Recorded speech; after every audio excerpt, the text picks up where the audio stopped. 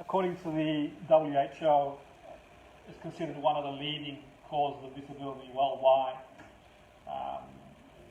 Okay, so depression's a really serious condition. Depression's a really serious condition. It's very debilitating. Very debilitating. So we all have mood changes. You know, some moments we're happier than others. It does not mean one has depression if they have a mood change. So sometimes you feel good, sometimes you don't feel as good. Okay, so that's mood change. And we can do things to help people in terms of mood as well, ourselves. We can help people from a perspective of, you know, we have mood and we feel certain ways. We might not feel motivated, we might feel a bit down, and there's no real specific reason for that.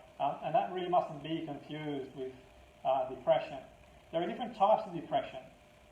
There's sub-threshold, there's mild, moderate, there's moderate, severe depression, chronic depression, and treatment-resistant depression. Okay? So different types of depression.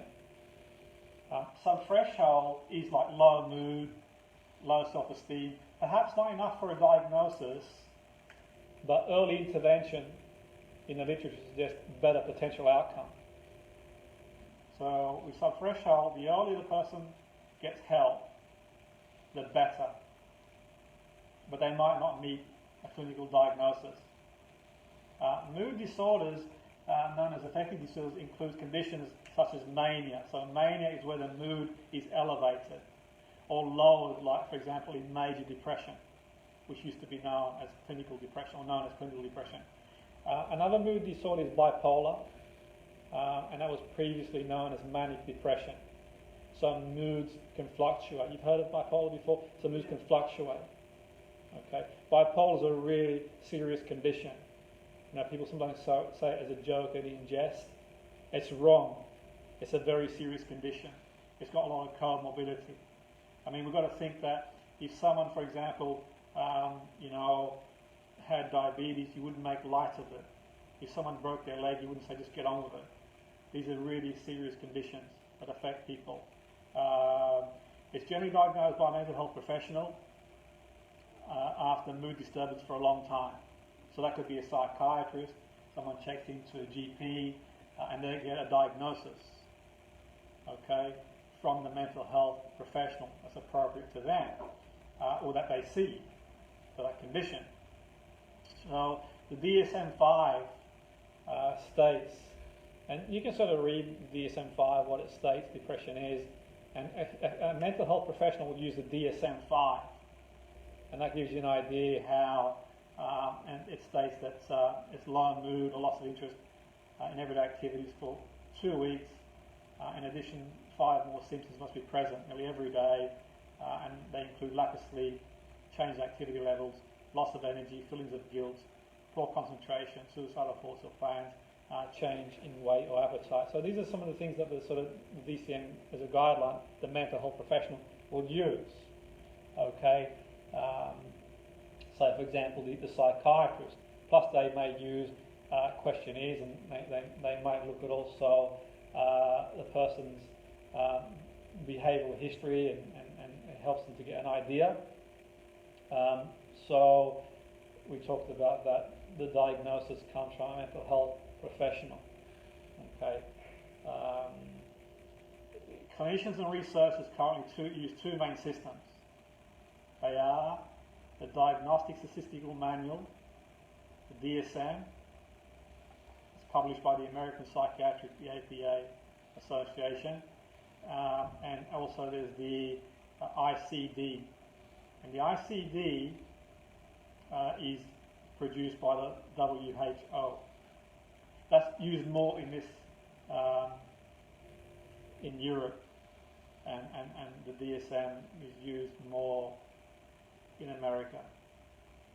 Okay, they both obviously serve purposes, and it's the mental health professional that gets to does the diagnosis. And we talked earlier this morning about, you know, there's been controversy around the diagnostic criteria over many years, and not least, I think, in my opinion, it's down to, okay, biomarkers will be quite useful, because obviously you're sort of relying on the professional's opinion, which, great, they've got expertise, but equally in saying that, it doesn't give you the full picture. And there's been, I think it was it the research paper that I think it was Thomas, was it Sands now? I forget now who it was. Was it Sands? I remember doing a dissertation one time where in the 70s he had, I think it was a group of 6 or 7 psychiatrists who'd gone to different mental institutions in America, and they'd sort of managed to convince a number of them that they had schizophrenia. They didn't have it, obviously, but based on the criteria. So, there is debate around the diagnostic, but that's another story for another day. But what's really important is the treatment. What works for one person might not work for somebody else. Okay, antidepressants, they do help people. Okay, they do work for some people. I know people, there's been controversy around them, and some people are treatment resistant, but it's useful for some people. So they go to see the GP, and the GP gives them a referral, and it's working for them. Great. Like I mentioned earlier, you wouldn't tell someone who has an infection, don't take the antibiotic. You wouldn't tell someone who, don't take the insulin. It's really, really important that one sticks to their remit when it comes to these sort of conditions. I don't have the, I can't diagnose somebody. It's not in my remit to do so. What I would say is that if someone approached me to work with me, then what I would do is suggest that their clinical supervisor gets in touch, and we can talk about what we can do based on what the outcome they want. So is it appropriate for me to work with them based on what they're looking to achieve? Because the chances are you're going to work with people who've got depression, but on different areas. So you might be in a sports team and you're coaching someone who's got depression, but you're coaching them to play football. You might be a teacher and you're teaching your students science. And what could be in that group? Someone's got depression. So, the point being here is you might be helping someone to deliver better presentations and they have depression. So you're sort of focusing on your remit. But equally, I think it's really important to make the clinician aware, if they're getting clinical help, what you are doing. Because is it going to contraindicate the treatment that they're putting in place? Because the priority is obviously for someone to get better, but also safety as well, if that makes sense.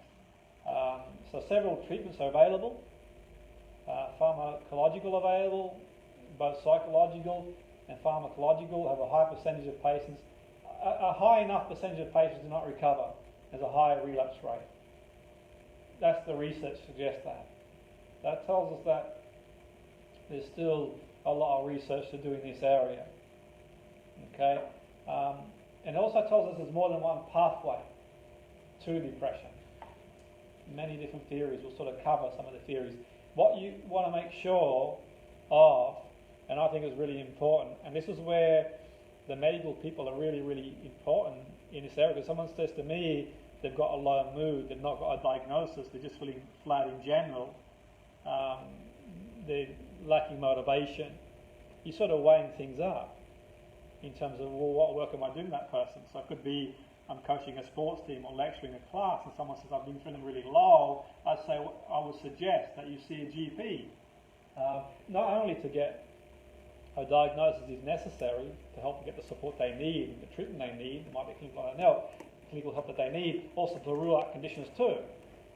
So organic disorders, neurological causes of affective disorders. Now I'm not a medical person, okay, but I've done my due diligence and sort of through research, through dissertations in my own learning, in the field that I've been learning in over a number of years, that there are organic disorders, for example, that cause affective disorder, so brain tumour, cerebrovascular disease, dementia, epilepsy, hormonal causes, hypothyroidism, vitamin deficiencies, drug-induced depression. They can all have a similar same effect. So, it's really important that they rule that out. Because the therapist could be treating someone for depression when all along it's been something along these lines. That's not saying everybody is in that situation, but at least they've done a battery of testing to eliminate. That's not saying that someone can't help someone in that area of depression if they have a condition, but obviously it's done adjacent to the treatment they need. So that's really important. The person goes to see a doctor for these reasons too. So for example, Parkinson's disease. If you read the research papers in Parkinson's, there's 50 or 70% of patients suffer from depressive symptoms. Now, is it the chicken or the egg? Is it the diagnosis? Is it caused by the condition? But one thing that they know about Parkinson is this disruption of dopaminergic system, and that occurs because of the degeneration of neurons in the substantia nigra, which is a small part of the brain. So is it, the condition, or is it basically the person? So one doesn't know, and I'm not professing to know, but the point being is you can see how organic causes can cause mood disturbance. Does that sort of make sense? Okay. I think, sort of just to clarify before we sort of roll on and talk more about that, because you're sort of faced with situations. I've been faced with situations in sporting teams as a coach, going into the corporate sector, where people come along and say, well, I have this, I have that. So, for example, I could be in the corporate sector and someone says, delivering a training course, and someone says, well, I've been feeling really low. I could be delivering one-to-one coaching in a corporate arena, and someone says, I've been feeling really low. And I would always signpost the person to go see a GP, if that's the case. I can force them to go, but I can suggest maybe you do go, because obviously it could be clinical help that they need. That's not to say we can't carry on coaching them. Of course you can. But that would depend on what the priority is, and obviously where they are in relation to the condition. So GPs make an initial assessment, discussing treatment options and signpost the services. That's the GP's role.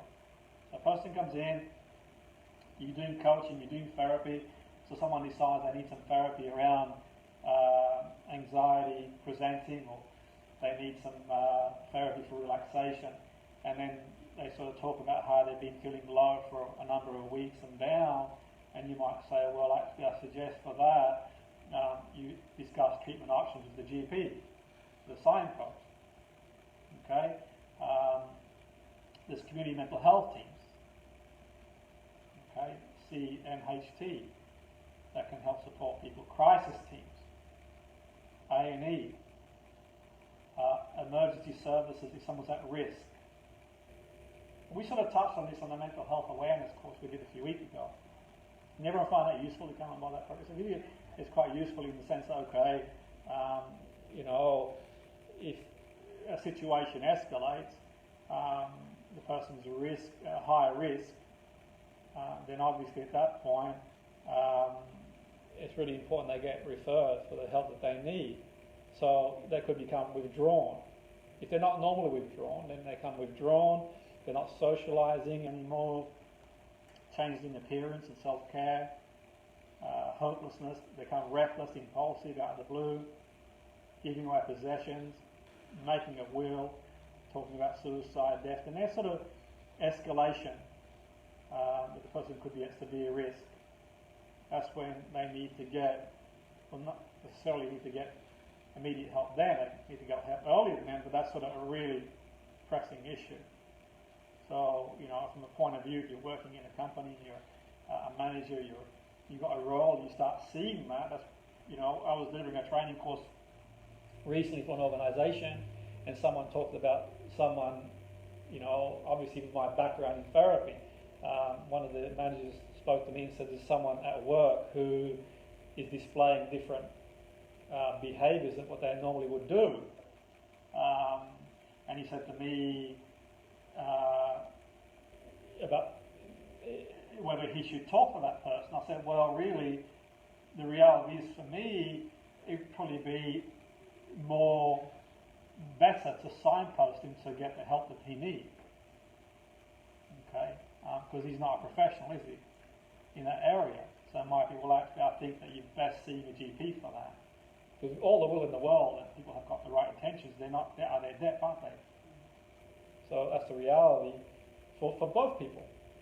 For him as a manager, for him as a person, because if people are sort of explaining all these different things that they don't normally do, then they need urgent help. And these are serious conditions.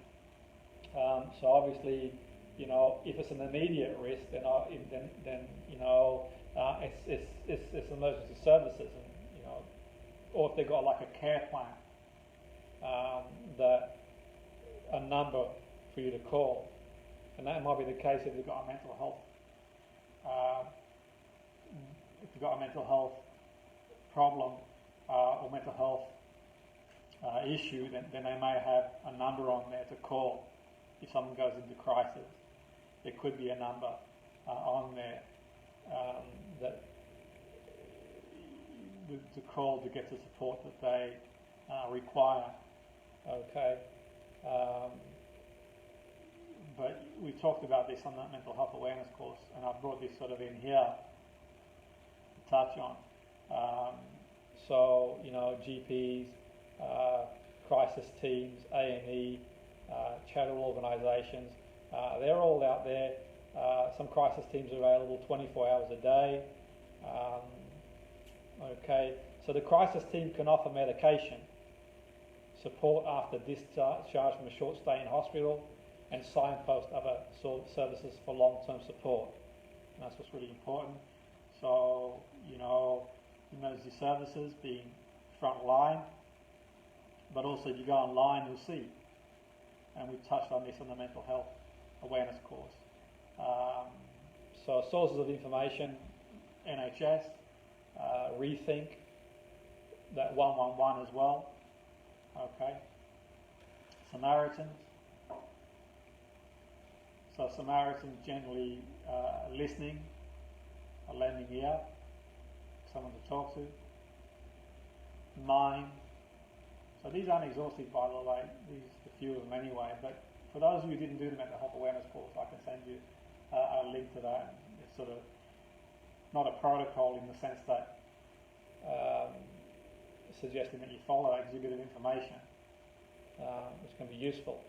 Now, let's sort of think about things from the point of view of depression, the way treatments changed for mood disorders. In the 1940s, they had electroconvulsive. Okay. In the 50s, lithium. In the 60s, monoamine oxidase inhibitors. They were the first antidepressants, roughly then. In the 80s, mood stabilizers.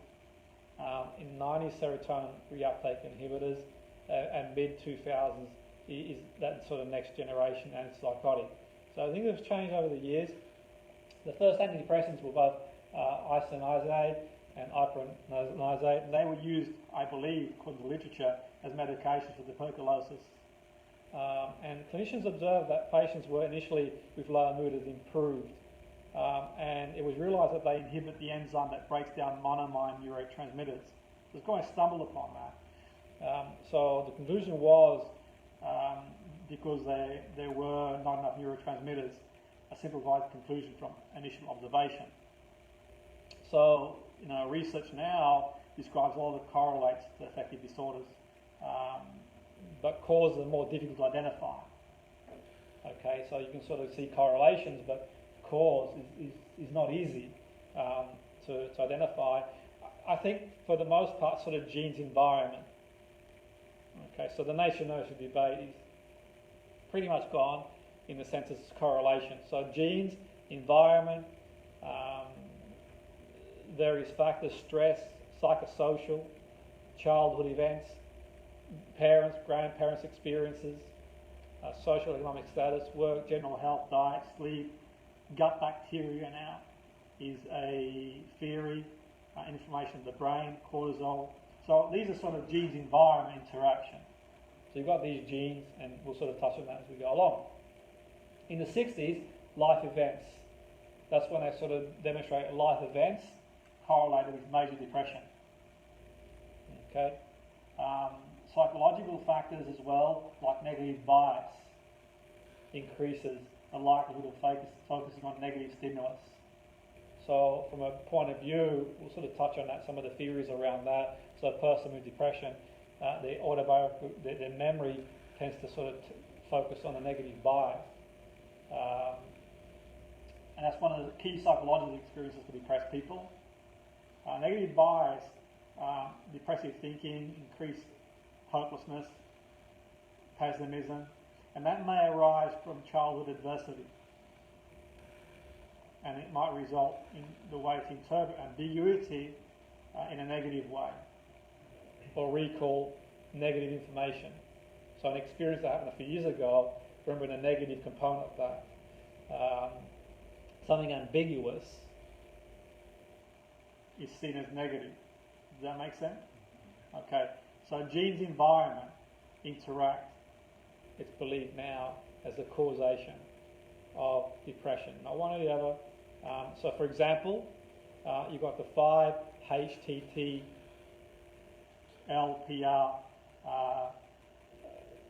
polymorphism of serotonin transporters believed to interact with child adversely or maltreatment to affect the course of depression as an adult. So when you sort of study people, there's been research studying identical twins. One twin goes on to get depression, one doesn't. Okay, the identical twins, and you look at what the person experienced through life, and it could be a big setback of adversity, and that could have been the trigger that sparked it off.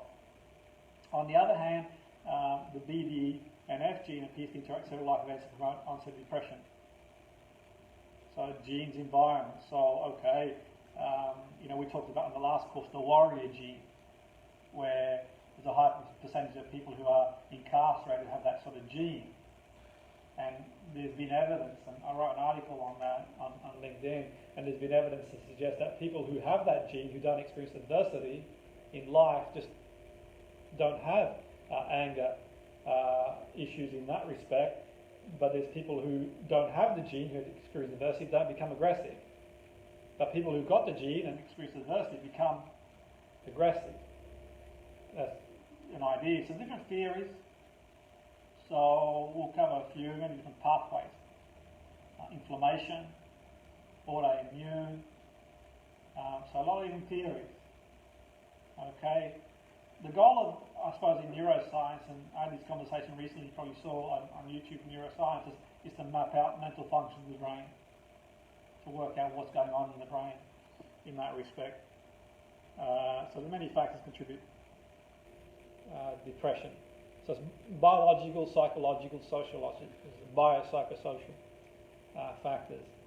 If we sort of go back and sort of see how long this goes back, in the 2nd century, Galen publishes On Nature of Man, and he claims that there are 4 humours that contribute in the formation of character, or ethos in Greek theories.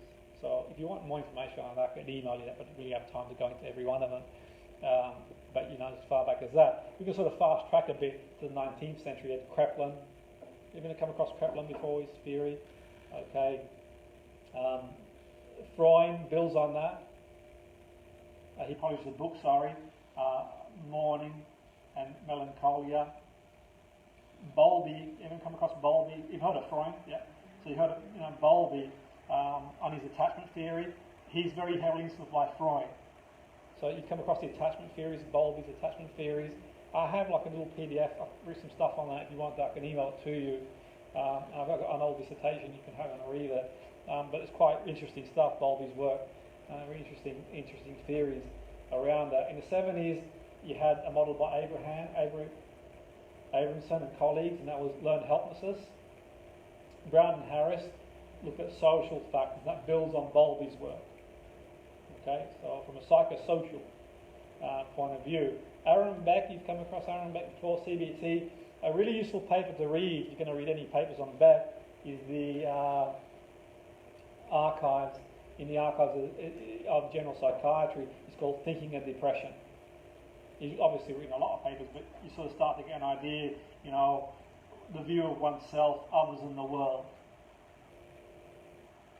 Okay, from a psychological point of view. Teasdale published a paper that explains his concept of cognition and emotion, 83. So you want to sort of give him some stuff to go away and read sort of beyond the course. which is quite useful. Some really significant theories as well, and ideas. So cognition and emotion. It's a useful paper to read.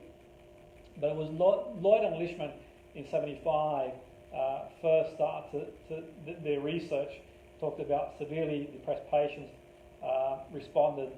They failed to provide or failed to respond to sort of specific memories. Okay, and that sort of led to other studies by Williams and Broadbent, and automatic memory in severely depressed patients might differ in form, content, and speed of retrieval. So what do you remember about last holiday? What do you enjoy about that? Someone who hasn't is going to respond differently. There's a chance to someone who has. Does that sort of make sense? And that's really useful. You get a chance to read some of that work. It's really, really good, really interesting reading. It really is. So there's several theories to explain the pathogenesis. And one of the most well-known ones, I think Karen touched on before actually, was the deficiency of neurotransmitters in the brain. There's newer theories, inflammation in the blood, the blood-brain barrier. Okay, you know the blood-brain barrier. There was the theory that nothing could get through the blood-brain barrier, but now the realization that there's inflammation. So cytokines are part of the immune system, responds to threats.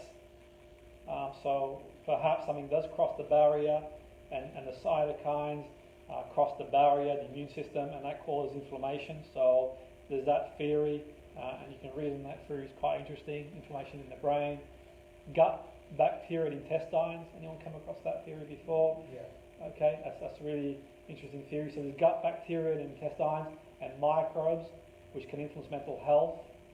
So the vagus nerve is a portal for gut pathogens to enter the brain. Okay, so it can travel, which is an interesting one too. The monoamine deficiency was 65. Schildkröt and depletion of monoamine neurotransmitters in the brain. And in '91 we had the macrophage theory of depression, Smith, excessive secretion of macrophage monokines. So the monoamine theory, and Karen touched on that before, the other approach to understand biological-based depression is the monoamine deficiency hypothesis, and it's one of the major theories of depression that claims depletion of the monoamine neurotransmitters, serotonin, norepinephrine, in the brain of depressed patients. Okay, but obviously that theory has been up for debate because several other theories have emerged, pathogenesis. But equally in saying that, that from my understanding, remains an area in depressed patients in terms of the neurotransmitters play a big role in that. So serotonin is the key target. So it tends to be low in people with depression. So SSRI antidepressants increase levels of synaptic serotonin. But equally, if someone takes depression tablets straight away, the chances are they're not going to feel better straight away. It might take time, which is quite interesting, really. But equally in saying that, we mentioned earlier that, there are different theories in the area. But what I would say, in some influential papers that are really worth reading, is the cytokine hypothesis. If you look at Scheifers et al. 205, and that goes into psychoneuroimmunology, immune interaction, inflammation. And what's really interesting actually is, you look at mindfulness, for example, and mindfulness now, there's a lot of research going into whether that can regulate the stress response. And that's another story for another day, but it's quite fascinating whether mindfulness can regulate our immune response. And I think there's a lot of work to be done, but early days. The alteration in the cortisol hypothesis, it's alteration in cortisol response. So it's really significant because when you think that if you get a chance, the Bellmaker again paper talks about cortisol hypothesis, and you see that cortisol response or that alteration in cortisol response in people with depression, inflammation, and neurodegenerative hypothesis. The point being is that inflammation processes lead to diminished neurogenesis and increased neurodegeneration.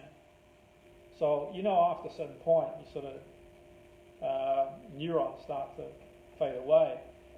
But equally, what they've realised, neurogenesis, that we can create new neurons. How long they last is anybody's guess, but there's been research to suggest that, diet, I think I read one paper one time, blueberries, for example, unless you're allergic to them, but, it can be quite useful, and learning new stuff can be useful, so new neurons in the brain.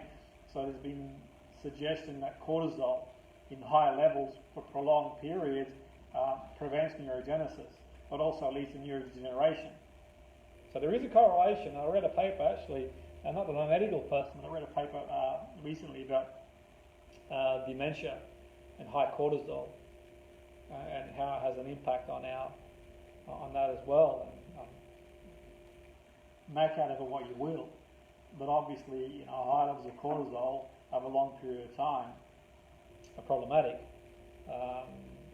So the macrophage theory of depression proposed by Smith, excessive secretions of macrophage monokines is a cause of depression. So, you look at the cytokine hypothesis, that was developed by consistent findings of elevated pre-inflammatory cytokines and their action as neuromodulators in depressed patients.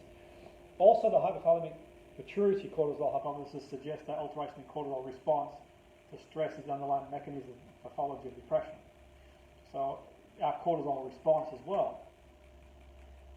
The latest theory has led to inflammation and neurodegenerative hypothesis by Mayer, stating that inflammation processes associated with depression leading to diminished neurogenesis and increased neurodegeneration in reserved patients. So obviously, we touched on that and some of the theories. So the neurons being produced in the brain, it affects that, but also degeneration as well.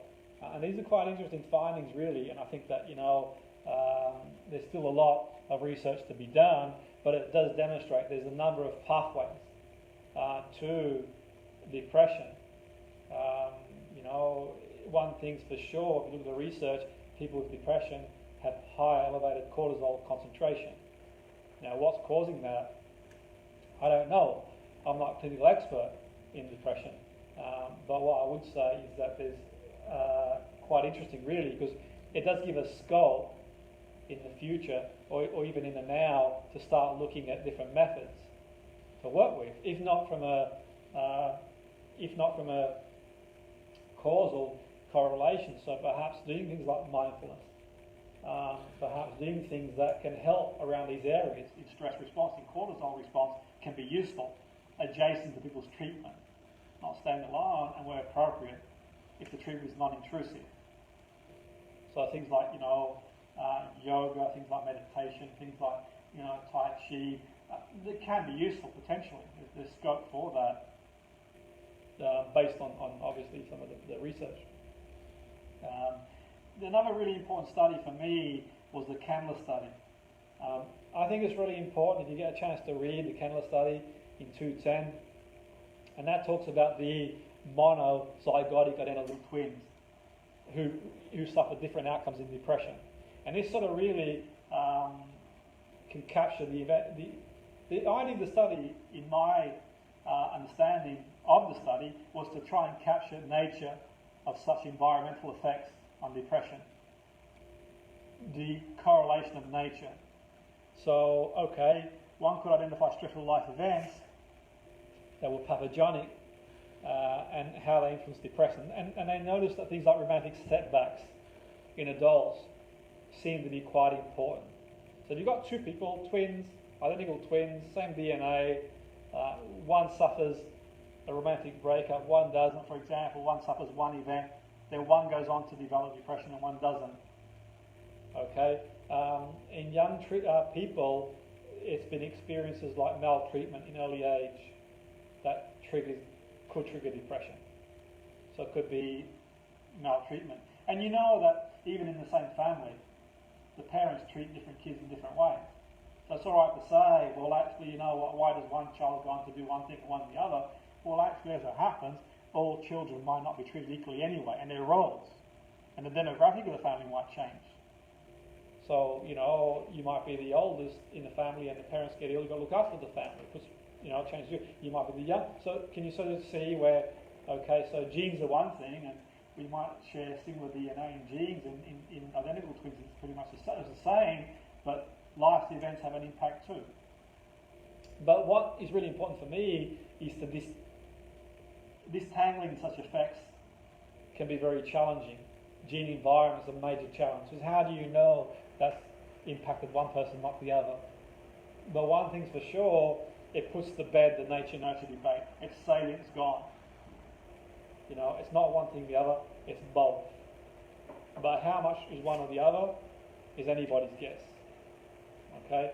So I found this study really, really fascinating because they sort of show that two people can have the same DNA and one, through different life events, goes on to develop one thing and one doesn't. The one theory by Forbes 213 was the brain correlates on reward processing deficit in adolescent depression. So you look at reward processing, and as a key area of the brain, the ventral striatum, it showed reduced activity in depressed young people compared to healthy controls. So, you know, research findings suggest those people at low or high risk of depression, there's a correlation with diminished ventral striatum activity for reward anticipation.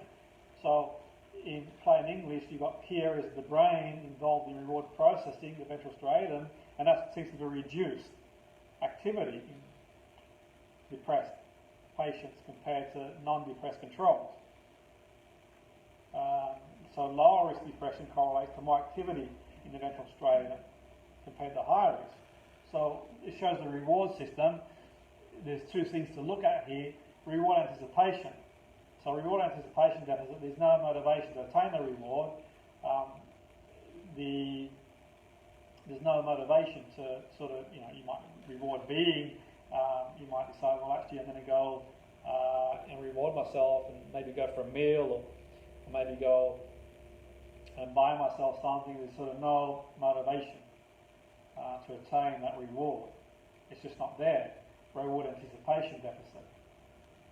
Because when you sort of decide you want to go buy a meal or go see a friend, the anticipation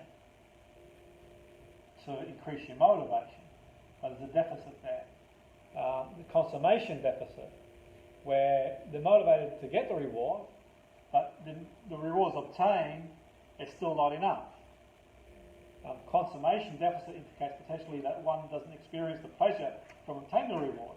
So you're going to buy yourself a chocolate bar at lunchtime, and you have the chocolate bar and you really enjoy it, and reward yourself, you probably go back and buy another one. But equally in saying that, some people with consummation deficit, they can sort of get themselves motivated, get past this part, but then when they get it, it's like, well, okay. So reward processing is someone showing interest, anticipation, motivation to attain the reward. Once the reward is attained, the second phase of the cycle, the actual environment kicks in, which leads to back to reward association.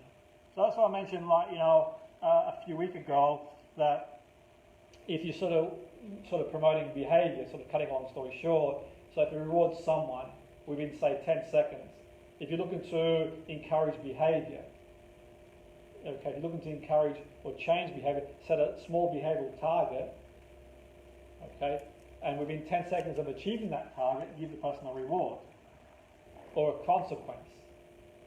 And that can help to alter behaviour. That's another story going off piece. So in the UK, treatment for depression, we've got the NICE guidelines, and they tend to recommend evidence-based CBT, which is developed by Beck. Okay, identify thought, self, others, the world. Okay, so NICE stands for National Institute for Health, Care and Excellence, and that's useful for clinicians to make a choice of treatment, but it can be frustrating for people if their preferred treatment is not in the guideline. So it's not in the guideline, okay, for treatment, then some people might want to try something different. And that's a double-edged sword, isn't it? Because it's not to say that, if one thing worked for all people, then you could, okay, but CBT doesn't work for everybody. I'm not dismissing it. It's really useful and it works for a lot of people, but it doesn't work for everybody. Okay, so people can get frustrated sometimes, can't they? Because they might want to try something like Reiki, EFT, something that's not regulated and isn't evidence-based. And that's not to say it's not going to work or be useful. I mean, a lot of evidence, if you read the literature, after the September 11th, a lot of people who had trauma went to yoga and it really helped them. Now, I'm not recommending people who've got trauma to have to do yoga or don't do, but what I'm saying, it goes to show. If you're on a guideline, okay, but it's not for me to comment on that. And obviously, people who get treatment, it's really imperative they get treatment. CBT works for a lot of people, but you can see some people can be frustrated, can't they, in that respect. So people might explore different options. So from my point of view, they've spoken to a GP, they might be on antidepressants, look for other options, then a really good book to read, I think is really useful, is by Michael Yapko, the book, The Use of Hypnosis in Depression. Really, really great book to read. Really useful book to read. Michael Yapko, and he talks about the use of hypnosis in depression. Because it could be that they're looking to work with somebody, but not on depression itself. But it could be that they're spoken to a GP, but I think it's really important that when you're working with someone, if you decide to work with someone, then you speak to their clinical supervisor and you talk about what they want to gain from you. Because really, someone's getting treatment, they're looking to go from maladaptive to adaptive. So what's their goal of the treatment is really important too. So that's really important to make note of that. What's the person's goal for the treatment, but also is it appropriate based on the treatment they're getting already anyway? And it may not be they're looking to work on depression, they might be looking to work on something else. But equally saying that could be they want help with something different. But I think it's really important that if they haven't already seen the GP, go down that road. All things being well, then you can sort of explore things that could be quite useful. But from a psychosocial point of view, you look at things like structuring one's life, sleeping patterns, circadian rhythms, social, and taking baby steps to improve. So it might be that the person decides that, can they go back to the gym? Can they go join a speaking association? Can they do, and focus on the things that they can change.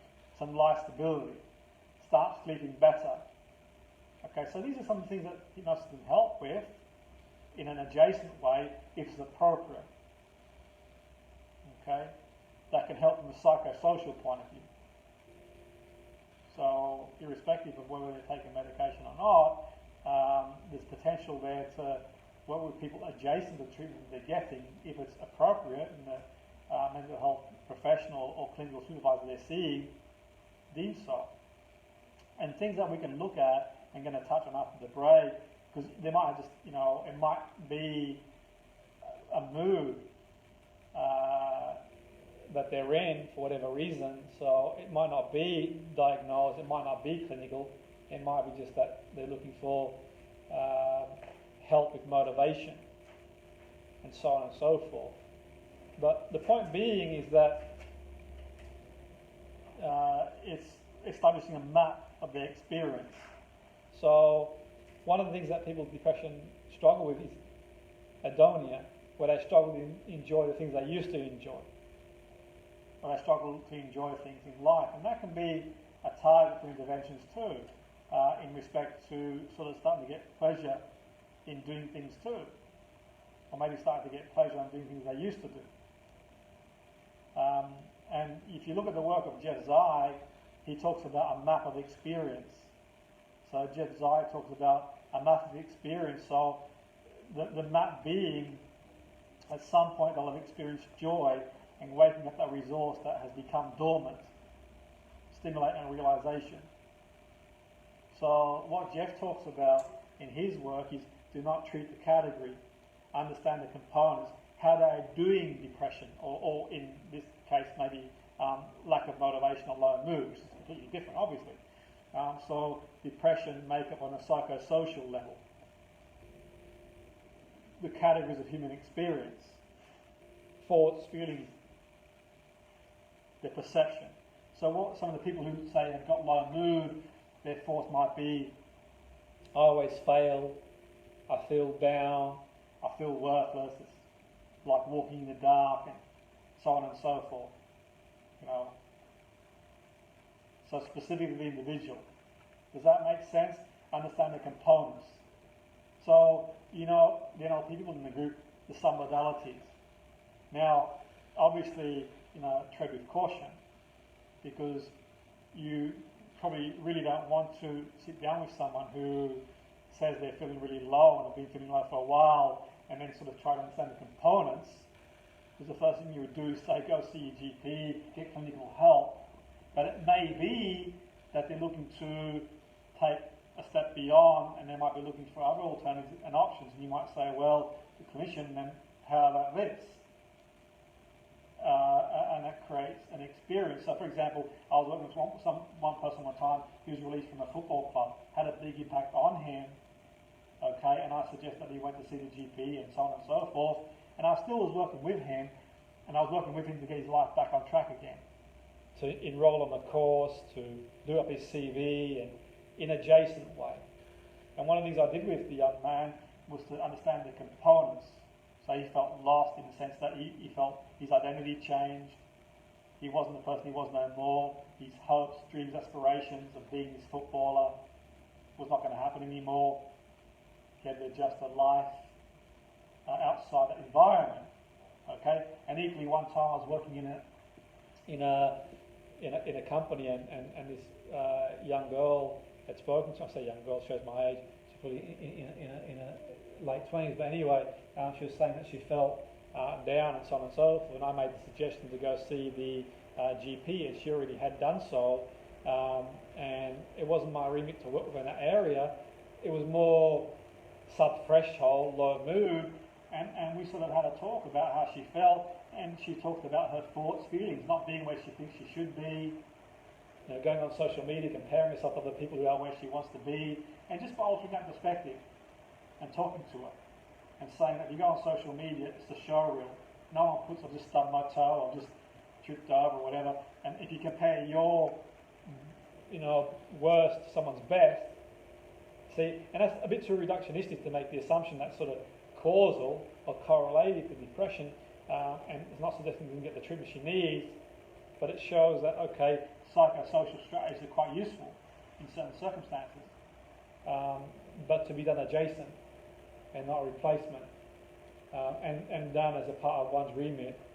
But that's sort of Jeff's output. So the label is one thing, but the experience is exploring the other. So you sort of explore what's missing for them. Help them reconnect to resourceful states of adaptive behaviour or hope. So for the young man who belongs to the football club, help them reconnect to the resourceful states that he had. Okay, he's really resourceful, very bright, generating a positive future for him, and accepting change. The wisdom to know that life brings suffering, doesn't always go where you want to go, and so on and so forth. So, you know, someone who's got the label of depression might give a certain description of what we mentioned earlier in terms of their perception of life, the future, themselves, the world, and that can be a correlation to the way they feel, a sense of self-esteem, self-worth. So we can just work with the experience the person is bringing, which is easier than sort of treating the label on its own. So the person might be just feeling generally flat for whatever reason, and it may not be depression in that sense. And generally speaking, it might be the person just feels a bit low and down, is looking for some motivation, and you can get an idea of what the experience is, and that could be through being released at the football club, it could be losing a job, identity, but one mustn't take these things lightly, and sort of, I think it's really important in those circumstances, situations, always, so you might be coaching someone, for example, and they've lost their job, and they say they're feeling really down, I can't break out a cycle.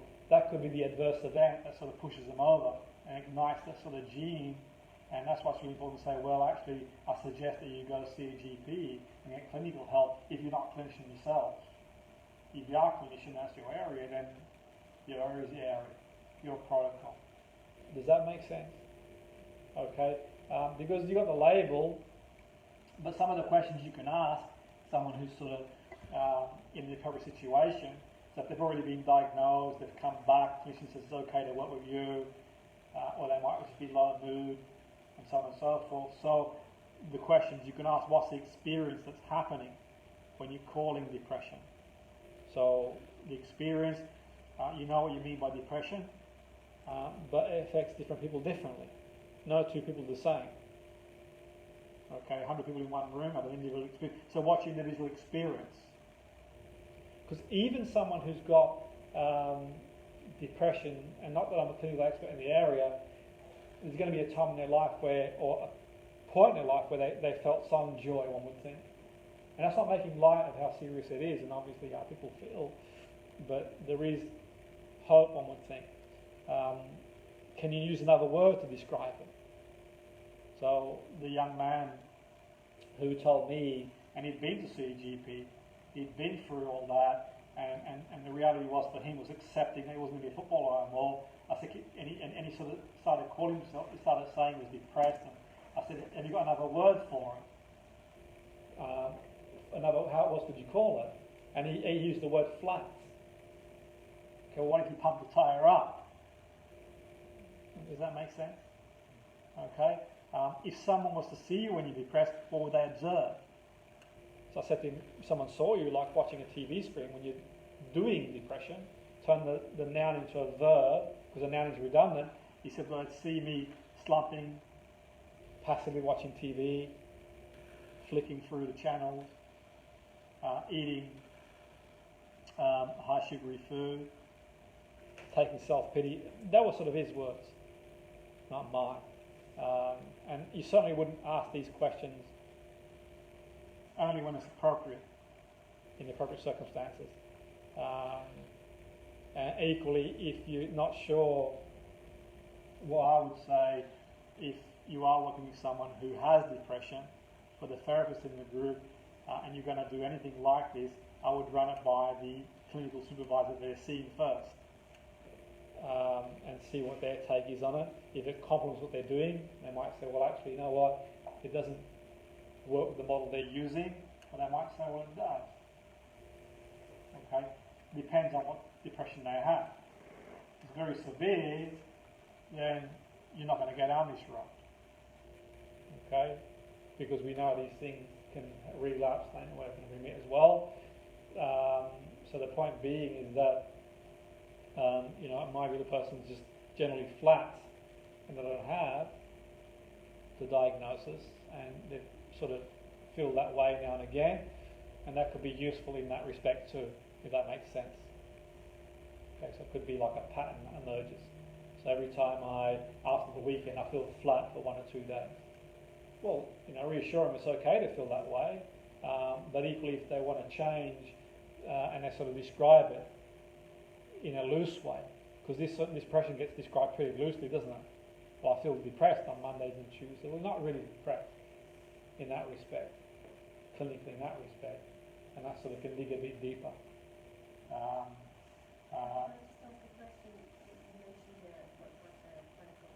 Yeah.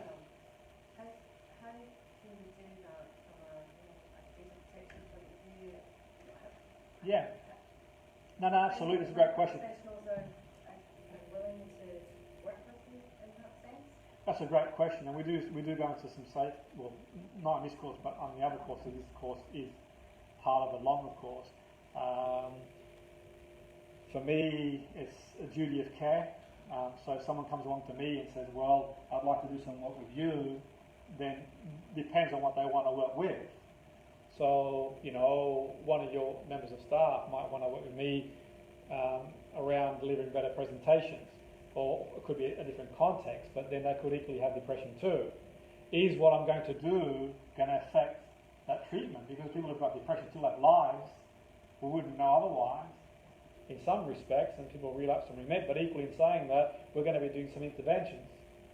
And we've got to make sure the interventions that we do don't affect the business their goal. If someone says to me, well, actually, you know what, they've got an ideology of what hypnosis is, and they think, well, actually, you can sort of, do hypnosis and help them with that, then they depend on what they're looking to achieve from the session. It might not be related to depression. It might be related to something else. But even if it's related to something else, I will still say, can you please speak to your clinical person to see if it's appropriate to do this. But equally, if it's around depression itself, then I would say, okay, does your clinical supervisor think it's useful? So I would speak to them to get permission to speak with the clinical person, email. If they give me permission, I will. If they give me permission, there's no session. And that's the end of that, because I've got a duty of care. So you've got to have realistic expectations. Does that make sense? So and you're right, exactly, about data protection and so on and so forth. But you speaking to them for consent, but also you've got to question in the beginning too. If you're sort of coaching someone, it's really important that you've got a robust questionnaire, because obviously you want to protect them too. But so you can ask questions like, what's missing for the person? So by doing that, you can look for resources within themselves that are looking. Because sometimes we forget, we've overcome challenges before. So what's missing for that person? Then we can start to look within them for whatever is they're overlooking. What's been forgotten, what they've learned that's been helpful. Whatever it might be that they could learn that would be helpful. That sort of gap. So in the case of the young man who was the football team, he looked at the resources he had to be at the level he got to. Hard work and dedication. He's willing to do that. So now it's about applying that to a new career path. Does that make sense? What's missing in the person? Interacting experience with so the person can find their own resources. They find they've got the capability to essentially redress the difficulty and overcome the problem. So in the case of the person I spoke about there, he's able to then crack on and sort of, and so on and so forth. Because life throws events at you, whatever that event might be. We've got plans for life, doesn't materialize the way we want it to materialize. So, from the point of view of hypnosis, things like tasks, imagery, journaling, purpose, reprocessing, awakening what's there, small changes, awakening components of positive things. So, and just finish to conclude the story before lunch. There's a guy on a course one day who was on an NLP course I delivered a few years ago. He went on saying, we've done an interview, you can see it on YouTube, Adrian, he talked about how he had his life all mapped out to go a certain way. One day he wakes up and he wakes up in the hospital. He doesn't know how he got there, but he's there. I think he had some form of meningitis. I'm not a medical person, I don't recall. He watched the video and literally he's told he's got a week to live or something along them lines. And then obviously, he gets through that week and months, but the condition he had an effect on him where he couldn't move his legs, I think. And the point being, he sort of became withdrawn for a long period of time until eventually he first decides to go out. And his first trip out, he mustered the courage to go out. Now I'll tell his story loosely, not as good as he can tell it, but if you watch the story on YouTube and you can talk for me, the first time he goes out for a trip, this van pulls up and throws a Big Mac on his head, and they laugh and call him a cripple. And that sort of might have been a silly joke for those people doing it, but for him it meant not going back out for a long time again. Yeah, we live in that sort of world, don't we? Pretty sad that people will do that. But the point being is what he does eventually, he sort of gets himself up again in one respect and decides to sort of take up fencing. because he's into sport. And through taking up fencing, he would go on to become Olympic champion at the 2012 London Games, and then beyond that, he would do as well. The story doesn't end there. What's really amazing about this guy is one day, he gets broken into his house and there's still all his equipment, which means he can't compete because he can't afford it, and he can't get the money back, I believe, for doing that. And what's he do with his life? He decides he's going to go into schools and talk about hate crime. So, we don't know how things are going to affect people. So, genes, environment. And one should never make light of depression, because we've seen from doing this today, there's multiple pathways and multiple theories. So, there's a number of different theories from, in that respect, but equally in saying that, one thing that's clear, there is a gene-environment correlation. And one thing really important too, it's a very serious condition that shouldn't be taken lightly, and one should always seek help from the clinician if they do suffer from a mood disturbance for a sort of period of time, that not just wait for that period of time, don't wait for the period of time because it's a very serious condition, but if they're suffering from a mood disturbance, then we talked about on here how it's important, to do the battery, because it could be something completely different. It could be an organic condition, it might not be, but there's so many pathways to it. But on a positive note, in one sense that, some treatment does work. Some works for some people, some doesn't work for others. It's finding the right thing that works for them. Where people like yourself comes in depends on your remit. In my remit, I put my cards on table and say, this is what I can do, this is what I've studied over so many years, and I take into consideration what the person wants to achieve from the session and what we can do. Because it might not be related to depression itself, unrelated completely. But even if it's unrelated completely, then I'll say, well, this is what the person wants to achieve with me, this is the interventions we're likely to do. Because the duty of care is for them to obviously to be adaptive as possible. Obviously, we know how serious depression is and the comorbidity of depression. And like I mentioned earlier at the start, you wouldn't tell someone with diabetes to just get on with it, or infection, or a broken limb, and that's how serious it is in that respect. So I'm going to break for lunch.